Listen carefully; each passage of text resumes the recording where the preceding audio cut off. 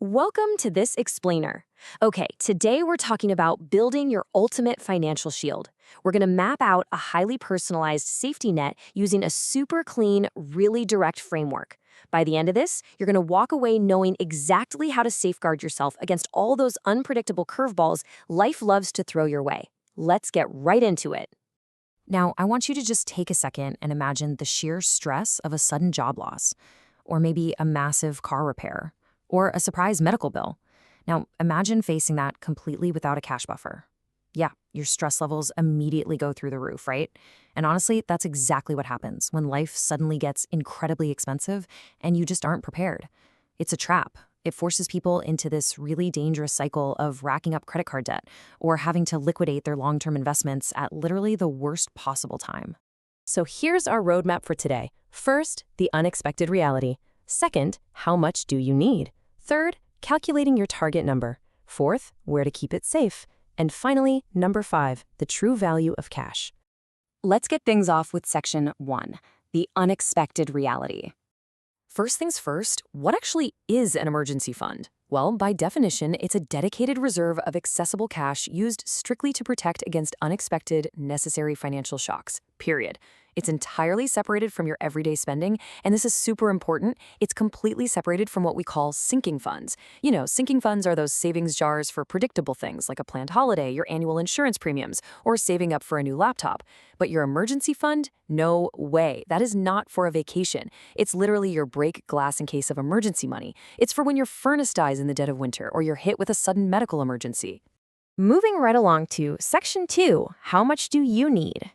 Okay, so calculating your specific number comes down to 2 really logical steps. Step 1, you calculate your bare bones essential monthly expenses. And step 2, you determine your personal risk multiplier. That's really it. Base costs multiplied by your risk. Let's break down that first step. Your essential monthly expenses are exactly that, absolutely essential. We're talking housing, so your rent or mortgage, your core utilities, basic groceries, minimum debt payments, insurance, healthcare, and the essential transportation you need just to get to work. Now notice what is missing from this list? Yep, gym memberships, dining out, weekend entertainment. When a true emergency hits, you're going to hit pause on all those things to make your budget as lean as humanly possible. We are only trying to calculate the absolute bare minimum cost to keep your life running. All right, section 3, calculating your target number. Let's actually do some math here. So let's say you've crunched the numbers and your bare bones essential expenses come out to £1,500 a month. Well, a very common benchmark out there is to save up 6 months worth of those expenses. So £1,500 times 6 months gives you a £9,000 emergency fund target. That is a fantastic anchor point. But remember that risk multiplier we just talked about in step 2? That is where things pivot. That's where we tailor this to your actual life. Because your personal liquidity needs, they heavily fluctuate based on some pretty massive variables in your life.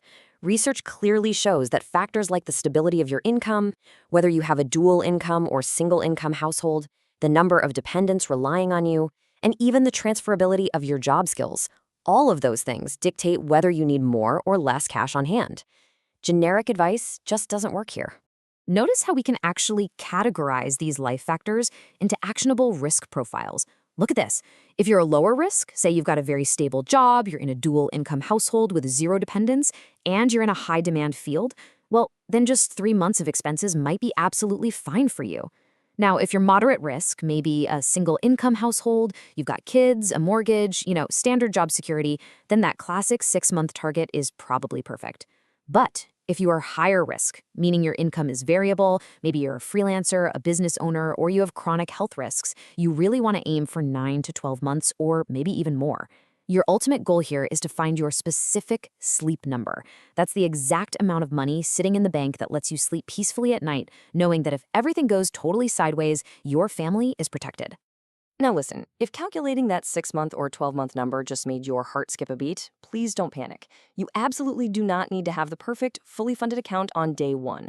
In fact, research shows that just having a starter fund of $1,000 to $2,000 drastically reduces financial stress.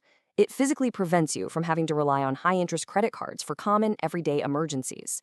The goal is just to start building that initial shield. You can build the rest in stages, I promise. Which brings us to section 4, where to keep it safe. When it comes down to physically housing your emergency fund, there are 4 absolute non-negotiables. First, it has to be safe. We're talking principal protection, ideally insured, so your money literally cannot drop in value. Second, it must be liquid. It needs to be in cash or super easily converted to cash. Third, it must be accessible. Like, you need to be able to get this money within a couple of days with 0 early withdrawal penalties. And finally, number 4, it must be separate. This is so crucial. It has to be physically distinct from your daily spending account. Why? Because otherwise, it will just slowly get eaten away by your everyday purchases. It's that classic rule, out of sight, out of mind. So let's look at how that actually plays out in the real world. The right choices for your emergency fund are things like high-yield savings accounts, money market accounts, or even strategically structured short-term treasury bills. These are great because they offer a perfect balance of safety, accessibility, and a decent yield to help you fight off inflation. But the wrong choices? Please, whatever you do, do not put your emergency reserve into stocks, crypto, real estate, or lock it up in long-term retirement accounts.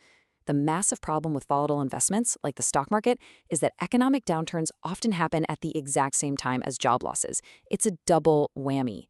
The absolute last thing you want is to lose your job only to check your portfolio and find that the money you desperately need to pay rent has dropped 20%, forcing you to sell at a massive loss. Just don't do it.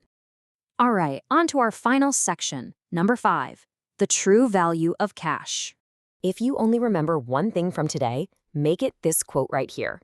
Your emergency fund isn't about getting the highest return. It's about having money available when life unexpectedly gets expensive. I hear this all the time. A lot of people feel like their cash is just being lazy, sitting in a savings account, not earning those massive stock market returns. But you have to shift your mindset. This money isn't an investment meant to make you rich. It is literally an insurance policy meant to keep you from becoming poor. Its one and only job is to provide absolute stability and instant financial protection. So, we've covered a lot of ground today, haven't we? From finding your bare bones baseline, to matching your personal risk multiplier, and finally figuring out how to park those funds in a safe, separate, high-yield account. Having an emergency fund gives you time, it gives you options, and most importantly, it gives you incredible peace of mind. So I want to leave you with this one question. What single step will you take today to start building your financial shield? Will you sit down and calculate your bare bones expenses tonight? Or will you finally go open that separate high-yield savings account right now? Whatever it is, take that step today. Thanks so much for joining me on this explainer, and hey, happy saving!